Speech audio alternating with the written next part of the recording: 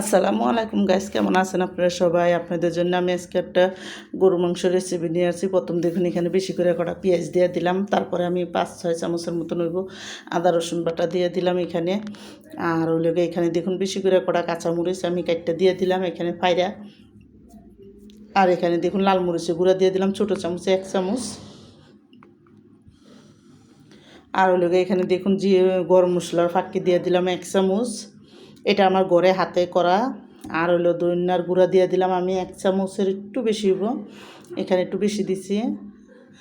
আর এখানে দেখুন হলুদের গুঁড়োও দিয়ে দিলাম 1 চামচ। আর স্বাদ মতন এখন আমি দেখুন এদিকে লবণটাও দিয়ে দিব। তো লবণটা দিয়ে এখন আমি কিন্তু এটা হাতে মাইখা তারপরে এই মাংসটা রান্না করবো। তো দেখুন এদিকে রাইস কুকারের মধ্যে আমি রান্না করবো। তো প্রথমে তেলও ডাইলা দিলাম এখানে। তো তেলটা ডাইলে এখন দেখুন আমি হাত দিয়ে ভালো মতন মাইখা তারপরে মাংসটা রান্না করবো। তো হাত দিয়েই কিন্তু একবারে মাইখা মুখা রাইস কুকারের ভিতরে বসাই দেবো। তো আমার রাইস কুকারটা বসার জায়গা পাইনি, আমি একটা ড্রামে বসাইছি, কেউ মনে কিছু নিয়েন না। দেখুন ভিডিওটা করতে নিয়ে তো একটু উঁচা জায়গায় বসাইছি, তো এই জন্য। তো দেখুন এদিকে পানি দিয়ে সুন্দর করে কিন্তু আমি মাখিয়ে তারপরে কিন্তু আমি বসাই দিলাম রাইস কুকারে। আর যখন দেখুন সুন্দরভাবে কিন্তু এটা যখন ভালো করে বলক আইছে তখন আমি একটু লাড়াচাড়া দিয়ে তারপরে কিন্তু আবার ডাইকা ডেকে আমি মাংসটা রান্না করবো সিদ্ধ হওয়া পর্যন্ত ভালো করে।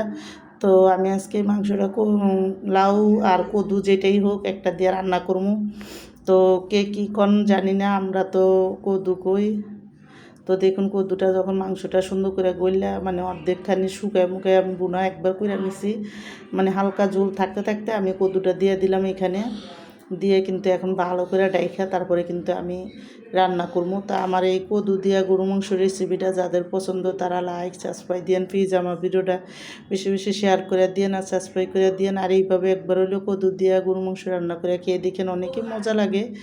তো দেখুন আমার পাতিলটা ছোটো, তারপরেও কিন্তু আমি দিয়ে দিছি সবটি। এটি যখন শুকায় যে একটু উন্না যে বোকা পড়ে, তো এখন আমি আলগোস্তে একটু লাড়াচাড়া দিয়া তারপরে কিন্তু আমি এটা বসাই দিব এখানে। তো দেখুন আস্তে আস্তে লাড়া দিয়া তারপরে আমি মশলাটি সুন্দর করে কিন্তু এর ভিতরে যাতে লাগে তো মশলাটা করে দিব, দিয়ে কিন্তু তারপরে ডাইকা রান্না করবো।